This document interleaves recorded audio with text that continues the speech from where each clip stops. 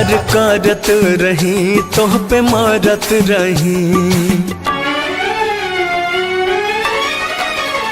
प्यार करत रही तोह पे मारत रही। तू ही कहलू कि तो में कोनो खास बात नहीं खे।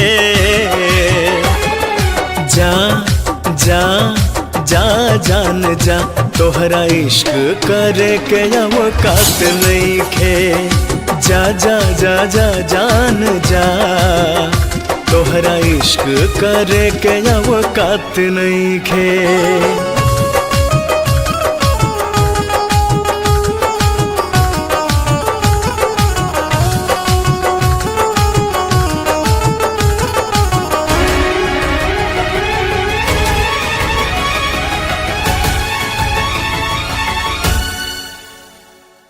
आजकल के प्यार बस झूठ के बाजार बा, जब लेवा पैसा खाली तब ही ले प्यार बा।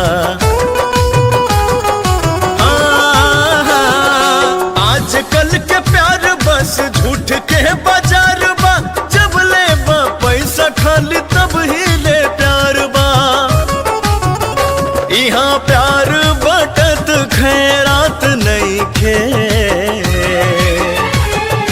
जा जा जा जान जा, तोहरा इश्क करे के औकात नहीं खे। जा जा जा जा जान जा, तोहरा इश्क करे के औकात नहीं खे।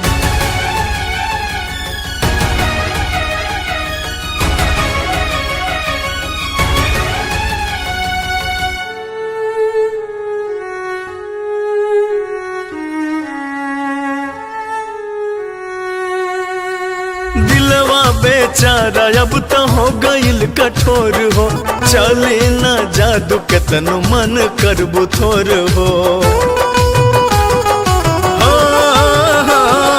दिलवा बेचारा अब तो हो गईल कठोर हो, चले ना जादू के तनु मन करबू थोर हो।